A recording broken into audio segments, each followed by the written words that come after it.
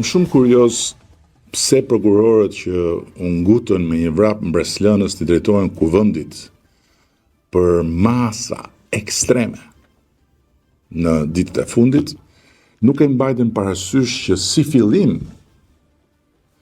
jemi në një çështje ballë për ballë në gjykatën kushtetuese më 22 janar, ku gjykata më e lartë e vendit do të gjykojë në themel çështjen e masës së pezullimit antidemokratik të një antari qeverie me kërkesë prokurorie. Dhe ngre këtë pyetje sepse në çdo vend ku drejtësia nuk vrapon po gjykon, ajo do priste fundin e gjykimit për një masë para se të kërkonte një masë tjetër. Sepse shteti i drejtës nuk është shesh as për kashillëk mes pushtetet të pavarura, as për përsheshin e një pushteti në territorin kushtetues të një pushteti tjetër. Sot nuk e kam përgjigjen, por do vazhdoj të lexoj, do vazhdoj të mësoj dhe do vazhdoj të bëj të gjitha përpjekjet e mia që të kuptoj sa më mirë nga analiza e thelluar e simptomave të brutalitetit në ushtrimin e pushtetit gjyqësor. Dhe me siguri do ta kem në kohën e dur edhe përgjigjen time për sa më lart. Por në ndërkohë, sikur është bërë qartë edhe në komisionin e mandateve në kuvend, nuk ka asnjë gjas që ne, shumica qeverisëse dhe parlamentare e këtij vendi, ta shqyrtojmë kërkesën e ngutur të prokurorëve për të autorizuar masa të reja ekstreme, të cilat edhe në dritën e raportit të ekspertëve të Këshillit të Evropës, edhe në dritën e raportit të Komisionit të Torturave të Këshillit të Evropës, edhe në dritën e shumë shkaje tjetër, janë vërtet për të marrë dhe për të gjykuar me shumë qetësi. Por jo pa mbaruar një herë me themel procesi që kemi hapur në gjykatën kushtetuese për masën ekstreme, për masën antidemokratike, për masën antikushtetuese të pezullimit nga prokurorët që sikur s'kishte ndodhur dhe s'ka ndodhur asgjë, erdhën me vrap të kërkojnë masa të tjera. Drejtësia nuk vrapon, drejtësia gjykon.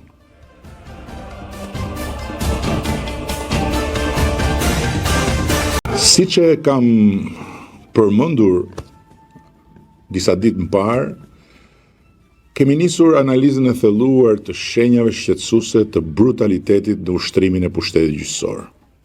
Pas dy kulminacioneve shumë të forta. Pezullimi antidemokratik i një antari qeverie nga një prokuror dhe një gjykatës me një vendim të shkallës parë dhe tentativa e magjistratëve, gjykatës e prokuror bashk të Shqipërisë për të rritur vetë pagat e tyre duke shqyer arkën e shtetit, vetë Ali dhe vetë Kadi. Dhe mes tjerash këto ditë kam rilexuar një raport të parë disa kohësh, shkruar nga ekspertë të Këshillit të Evropës, mbi përdorimin brutal dhe masiv të paraburgimit në Shqipëri. Një rekord negativ absolut i drejtësisë shqiptare, që e ka vendosur Shqipërinë në pozicionin më të keq në Europë, po jo thjesht në fund, por me dallim të frikshëm nga rajoni dhe nga pjesa tjetër e Europës po se po. Më lini të ndaj me ju disa pika kyçe të këtij raporti. Spari përdorim i tepruar dhe kozgjatje e pajustifikuar e paraburgimit.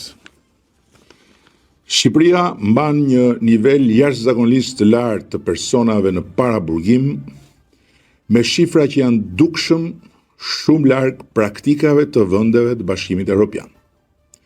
Gjykatat e zgjasin rëndom masën e paraburgimit pa asnjë arsyetim të individualizuar dhe pa treguar se vazhdimi i kësaj mase mbetet në mënyrë strikte i domosdoshëm dhe proporcional.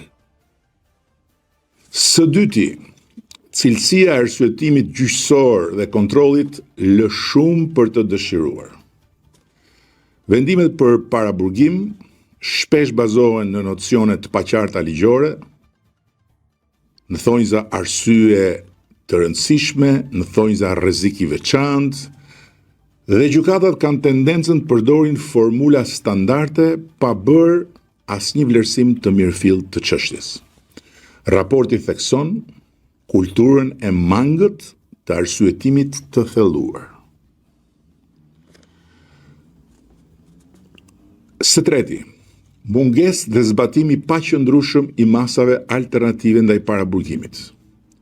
Gjykatësit kanë tendencën ta trajtojnë paraburgimin si opsionin e parë, atë të shumë dëshiruarin, dhe jo si mjetin e fundit, duke i shpërfillur rëndom masat e tjera dhe shtoj duke i mbushur burgjet me më shumë persona të padënuar se sa të dënuar, çka e bën Shqipërinë një vend krejtësisht original në brutalitetin e vet.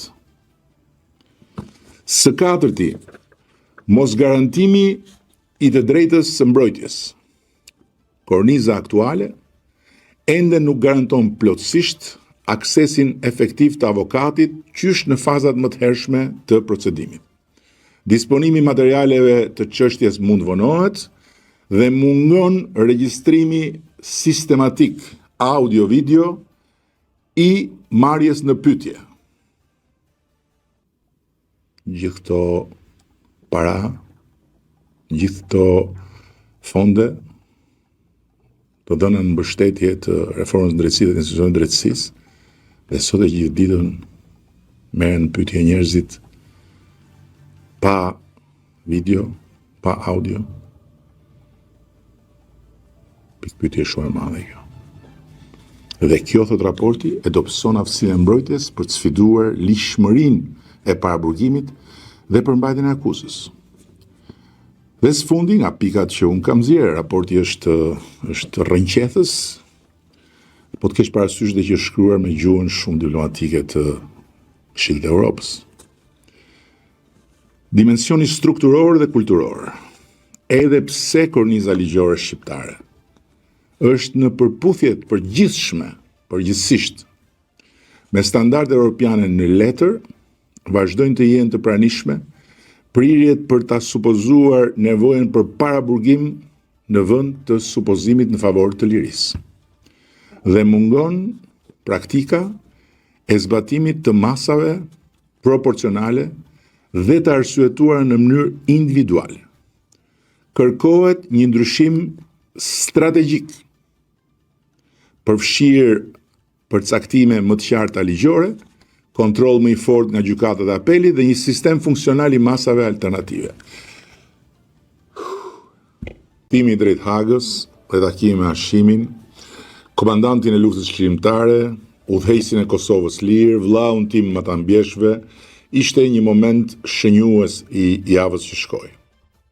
Ai u rrëmbye pa gjyq, u rrëmbye pa akuzë, nga zyra e Presidentit Republikës ku e kishte çuar populli i Kosovës, me vullnetin e vet të lirë. U rrëmbye për një farsë të nisur për trafik organesh, nga kukullat ruse të Dumës së Putinit në Asamblenë e Përgjithshme Parlamentare të Këshillit të Evropës në Strasburg. Dhe për të vazhduar me lloj-lloj absurditetesh dhe dëshmitarësh qesharak të akuzës ndërkombëtare në Hagë. E gjeta komandantin në formë të qetë dhe të buzëqeshur si çdo i pafajshëm, me karakter të hekurt si i tij.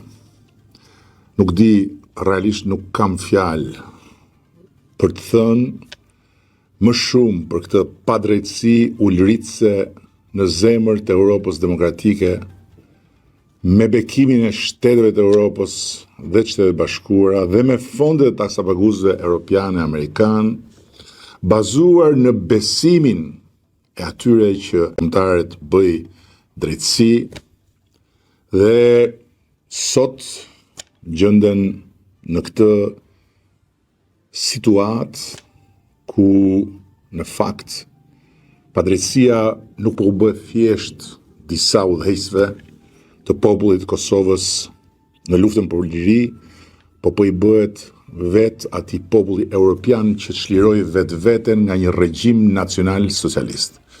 Por që fal ushtrisë shqiptare të Kosovës, fal Hashim Thaqit, fal Kadri Veselit, fal Jakub Krasniqit, Recep Selimit dhe të tjerëve, çliroi edhe Europën nga një njoll e zezë apartajdi mu në kërthizën e saj për dekada e dekada turpi me radhë. Zoti qoftë me të burgosurit pa gjyq të Kosovës në Hagë, që prej më shumë se 5 vjetësh tani më janë pengje një padrejtësie. Një padrejtësie në Europën e lirisë, demokracisë dhe shtetit ligjor. Dhe le të lutemi që viti i ri të sjellë dhe fundin e këtij turpi në kurrizë të luftës të ushtrisë shqiptare të Kosovës, të Republikës së Kosovës përveçse të disa individëve të pafajshëm. Samiti i Bashkimit Evropian e Ballkanit Perëndimor u zhvillua në Bruksel. Një tjetër pikë takimi e Shqipërisë me Europën në nivelin më të lartë, ku u bë bilanci i progresit tonë si rajon drejt BE-s dhe ku Shqipëria u gjend në kushtet më të mira në syt e Europës. Si rezultat i punës madhe dhe i arritjeve pozitive këtu në shtëpinë tonë. Theksova se hapja të gjithë kapitujve të negociatave për ne përbën një inkurim shumë të madh, por përsërita domosdoshmërinë që Komisioni Evropian dhe patjetër edhe të gjithë udhëheqësit e shteteve anëtare të pranishëm në Këshillin Evropian të respektojnë marrëveshjen për përfundimin e negociatave brenda 2027-s. Duke nënvizuar se anëtarësimi i Shqipërisë edhe i vendeve të tjera të Ballkanit duhet përshpejtohet politikisht. Kam nënvizuar po ashtu se Shqipëria pa diskutim do t'i vazhdojë reformën modernizuese dhe do t'i vazhdojë pa u lëkundur përpjekjet në luftën kundër korrupsionit dhe krimit të organizuar, jo për Brukselin, por për interesin tonë strategjik kombëtar. Një tjetër zhvillim i ndodhur këtë javë ka qenë edhe betimin në Kuvendin e Shqipërisë i zotit Endri Shabani si avokat i ri i popullit.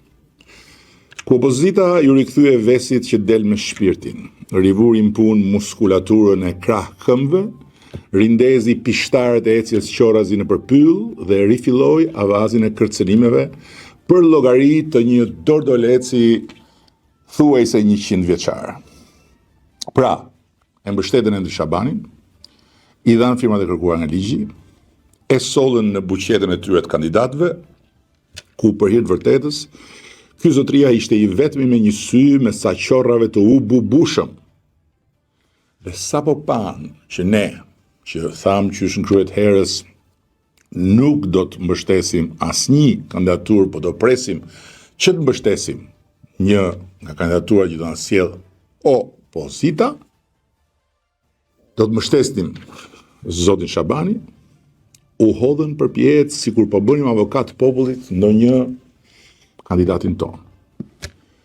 Qesharak deri në fund, domethënë, po përveç se qesharak, edhe të lodhur deri në fund nga mendja, që nuk u nxjerr dhe nuk u nxjerr mësimin se me pahir dhe me budallëk, mua dhe kësaj shumice popullore që quhet Partia Socialiste e Shqipërisë, jo ata, po askush në këtë vend nuk na imponon dot asgjë.